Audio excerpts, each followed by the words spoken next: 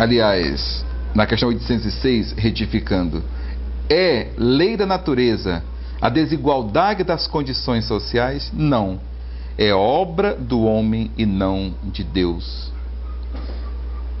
Na questão 808, a desigualdade das riquezas não se originará das faculdades, em virtude da qual uns dispõem de mais meio de adquirir bens do que outros? Sim e não. Da velhacaria e do roubo, que dizem. Então, o que nós observamos na colocação espírita é como lidar realmente com a questão riqueza, a questão desigualdade versus a questão trabalho.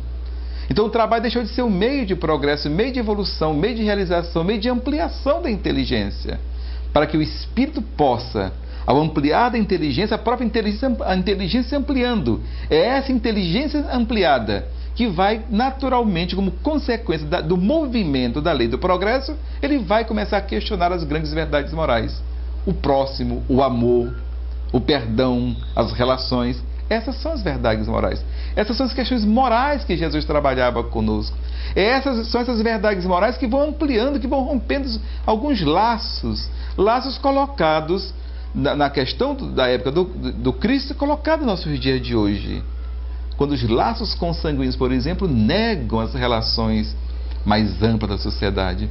Quando eu passo a ver a minha família pelos laços da consanguinidade, mas eu não passo a ver a família pelos laços afetivos, pelos vínculos que nos irmanam a Jesus e que nos ligam ao mesmo Pai que é Deus. É por isso que o Cristo coloca: mas quem é minha mãe? Quem são meus irmãos? Ele se reportava ao estágio da família. A família que no seu processo evolutivo, ela deixa descambar para um lado que está ligado apenas e estritamente à questão da consanguinidade, à questão da herança, à questão dos bens, etc. A família que é vista nessa perspectiva de garantir essa reprodução da força de trabalho. Mas não é vista a família como aquele ninho, aquela escola, aquele lar, aquele ambiente onde as almas se reencontram para novas experiências. Então, precisamos sim rever essas questões para que nós possamos dar uma dimensão nova ao trabalho. Então, é preciso despertar no trabalho com o nosso companheiro que procura a casa espírita, ou que a casa espírita vai ao encontro dele, como nos coloca Kardec na mensagem A Busca do Infortúnio Oculto, daquele que vai ao encontro sem esperar que a miséria nos bata a porta para pedir. Em qualquer situação, ou ele nos procurando, ou nós procurando os companheiros que sabemos que estão passando por dificuldades de todos os matizes, é que nós, ao incentivar o trabalho, nós estaremos ajudando o companheiro realmente a despertar para esta alavanca da evolução do espírito. Então nós teríamos, para que esse trabalho possa ser percebido por ele, não como um conselho, mas como algo importante na sua vida, nós então teríamos este espaço. Então nos coloca aqui a mensagem do Evangelho segundo o Espiritismo, né? Ainda no capítulo 16, a mensagem, o finalzinho da mensagem número 11, quando Cheverry coloca: dá, rico, dá do que te sobra, faze mais, dá um pouco do que te é necessário, porque o de que necessitas ainda é supérfluo, mas dá com sabedoria. Não repilas o que se queixa, com receio de que te engane. Vai às origens do mal, alivia primeiro, em seguida informa-te e vê se o trabalho, os conselhos, mesmo a afeição, não serão mais eficazes do que a tua esmola. Então, é a mensagem do mundo espiritual nos convidando a nova reflexão. E continua ainda: difunde em torno de ti, com os socorros materiais, o amor de Deus, o amor do trabalho, o amor do próximo. Então é fundamental, companheiros, é importantíssimo Continua o amigo espiritual. Coloca tuas riquezas sobre uma base que nunca lhes faltará e que te trará grandes lucros, a das boas obras. A riqueza da inteligência, deves utilizá-la como a do ouro. Derrama em torno de ti os tesouros da instrução, instruir. Derrama sobre teus irmãos os tesouros do teu amor, e eles frutificarão. Então o amor ao trabalho precisa incentivar o espírito, amar o trabalho, porque o trabalho é o meio pelo qual, ou é um dos meios pelo qual, ele vai ampliando essa inteligência para que ele possa realizar agora a obra da autoeducação. Educar-se. Educar é rever, é transformar-se, é mudar. E Kardec coloca uma questão interessantíssima sobre o trabalho, né? Sobre o trabalho, sobre a educação. Então, naquele capítulo do Livro dos Espíritos, em que ele vai ainda abordar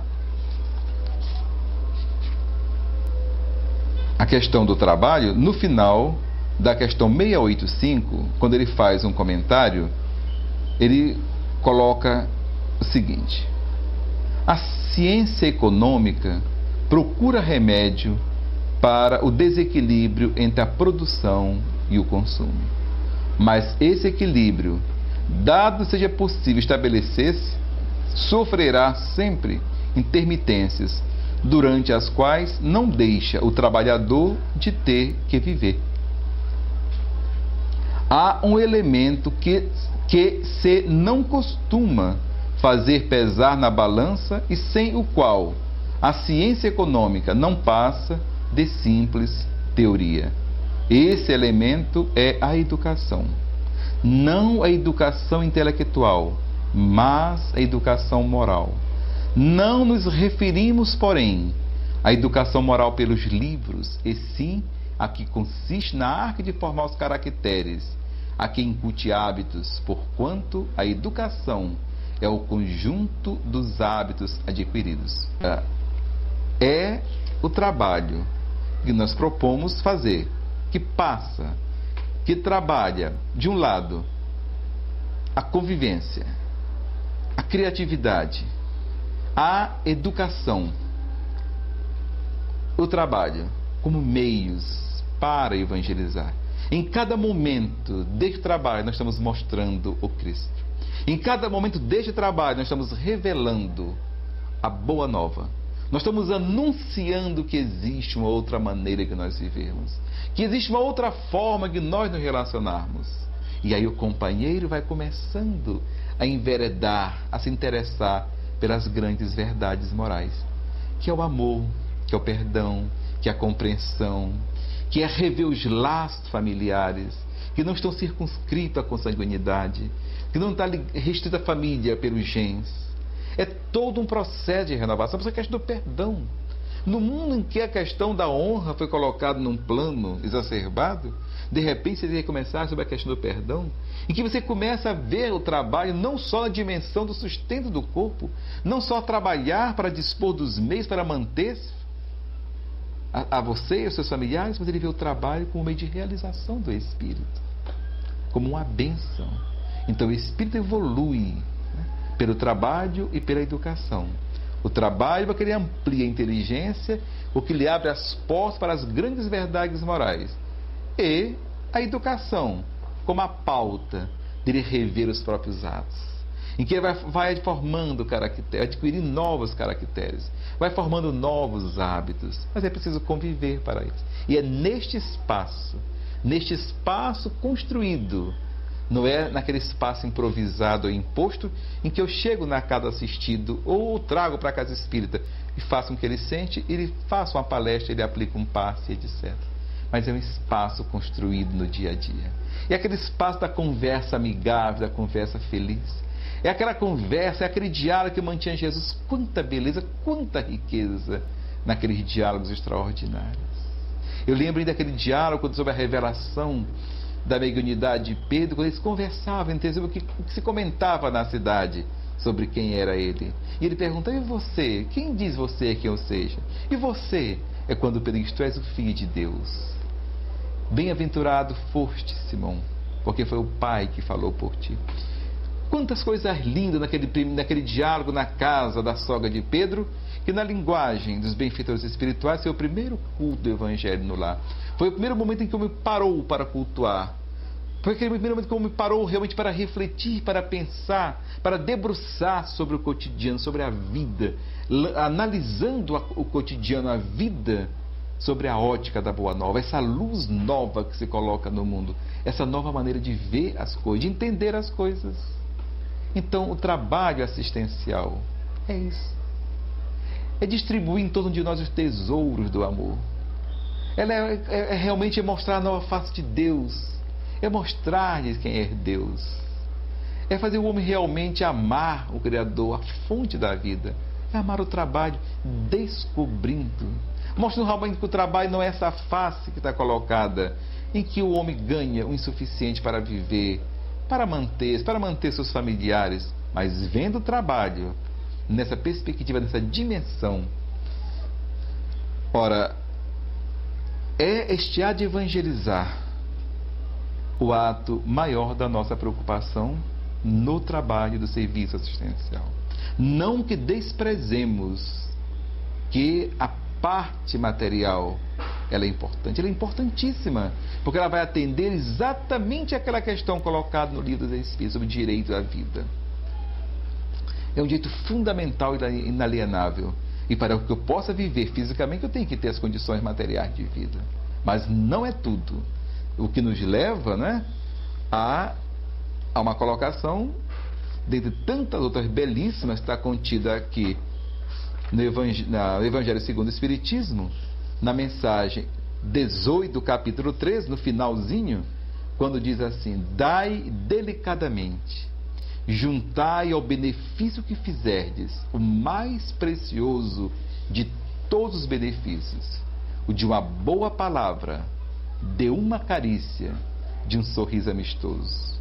Evitai esse ar de proteção que equivale a revolver a lâmina no coração que sangra, e considerai que, fazendo bem, trabalhai por vós mesmos e pelos vossos. Um espírito familiar.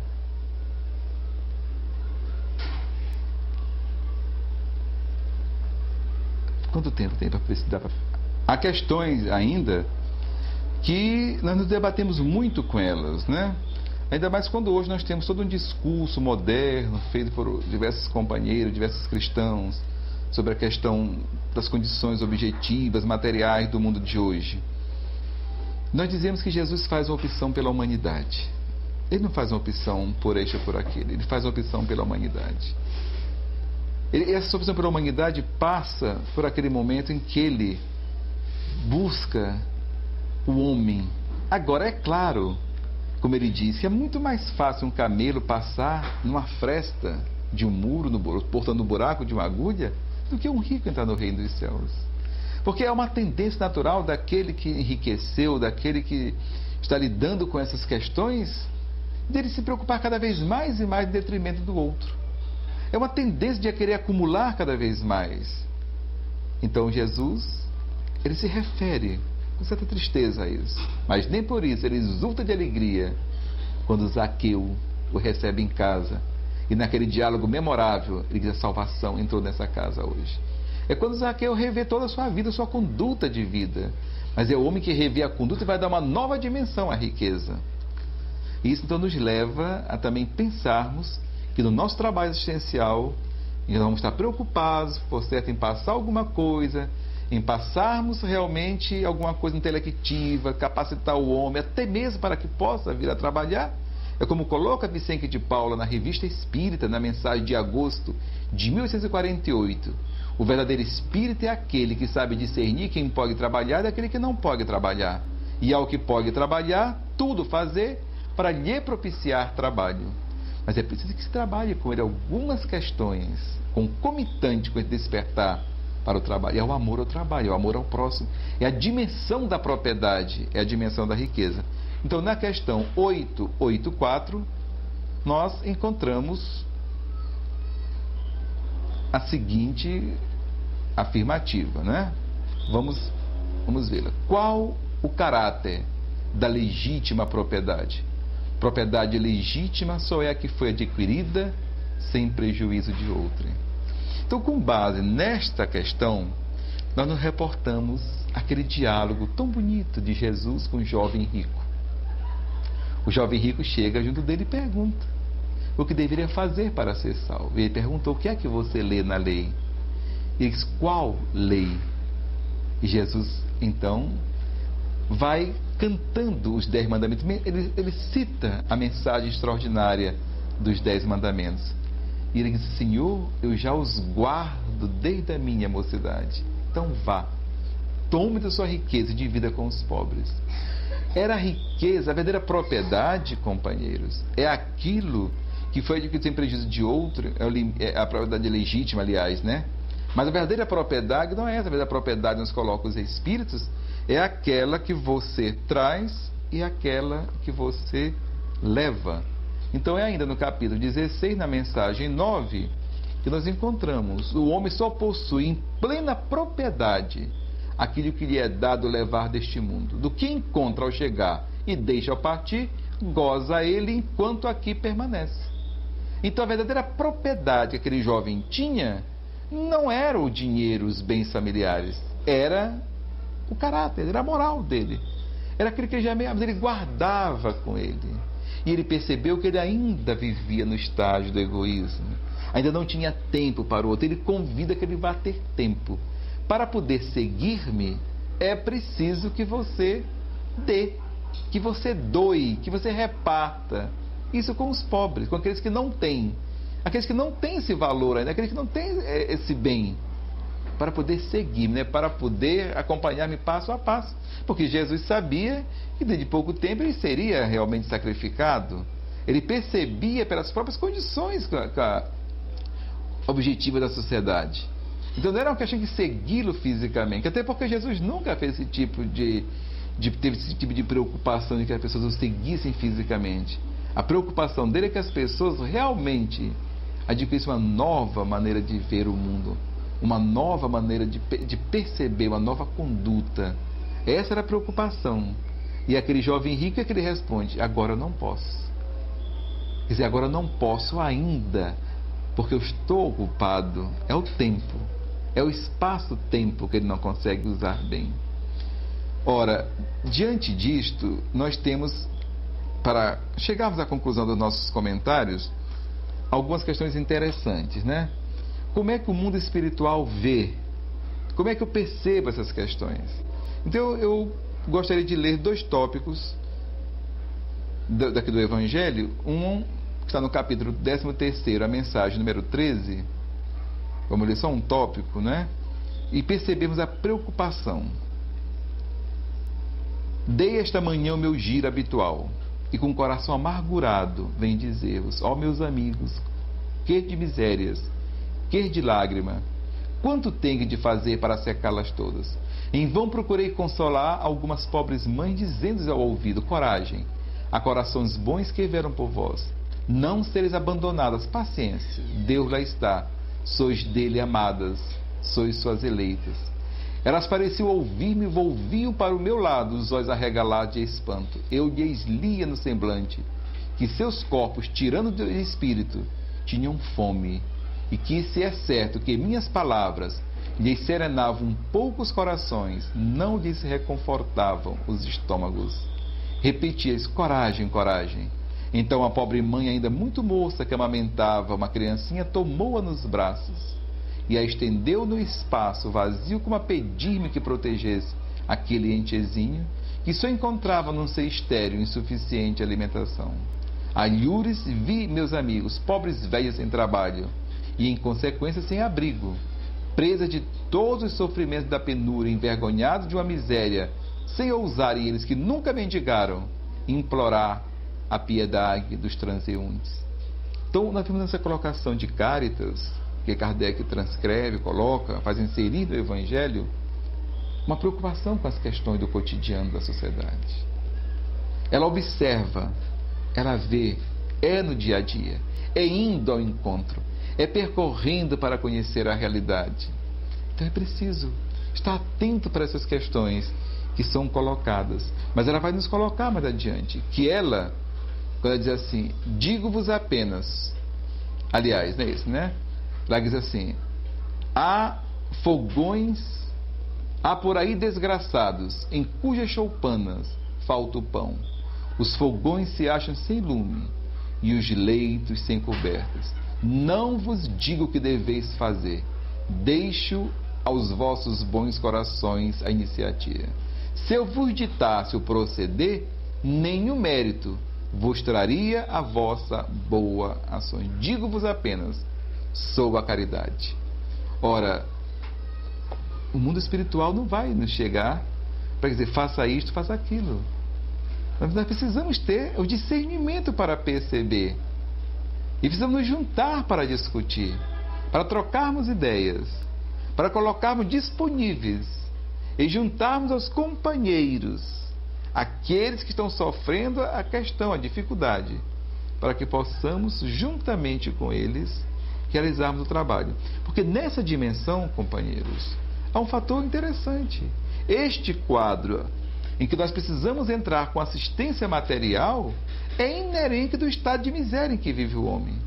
À medida em que a sociedade estabelecer leis mais justas, em que a humanidade evolui, em que nós evoluirmos, muitos de nós que seremos amanhã legisladores, que estaremos legislando, que estaremos construindo as leis, que estaremos formulando as políticas sociais, etc., teremos realmente uma melhor equidade, uma maior igualdade, uma melhor distribuição.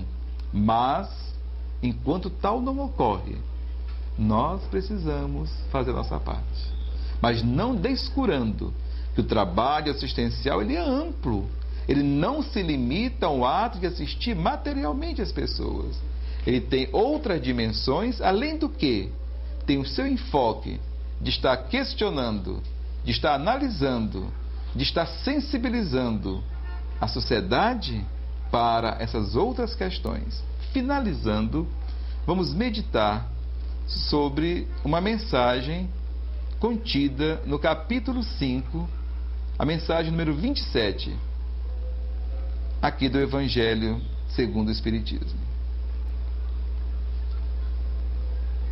Já vos temos dito e repetido muitíssimas vezes que estáis na terra de expiação para concluirdes as vossas provas, e que tudo que vos sucede é consequência das vossas existências anteriores. São os juros da dívida que tendes de pagar. Esse pensamento, porém, provoca em certas pessoas reflexões que devem ser combatidas devido aos funestos efeitos que poderiam determinar. Pensam alguns que, estando na terra para expiar, cumpre que as provas sigam seu curso. Outros há mesmo que vão até ao ponto de julgar que não só nada devem fazer para as atenuar, mas que, ao contrário, devem contribuir para que elas sejam mais proveitosas, tornando-as mais vivas. Grande erro. É certo que as vossas provas têm de seguir o curso que lhes traçou Deus. Dar-se-á, porém, conheçais esse curso? Sabeis até onde tem elas de ir? E se o vosso Pai misericordioso não terá dito ao sofrimento de tal ou tal dos vossos irmãos, não irás mais longe? Sabeis se a providência não vos escolheu, não como instrumento de suplício, para agravar os sofrimentos do culpado, mas como bálsamo da consolação, para fazer cicatrizar as chagas que a sua justiça abrira? Não digais, pois, quando virdes atingido um dos vossos irmãos, dizei, é a justiça de Deus, importa que siga o seu curso. Dizei antes, vejamos que meios o Pai misericordioso me pôs ao alcance para suavizar o sofrimento do meu irmão. Vejamos se as minhas consolações morais, o meu amparo material, os meus conselhos poderão ajudá-lo a vencer esta prova com mais energia, paciência e resignação. Ajudemo-nos mutuamente, companheiros. Amemo-nos. Procuremos ser solidários uns com os outros. É importante, é preciso que nós desenvolvamos a solidariedade, a tolerância e o trabalho.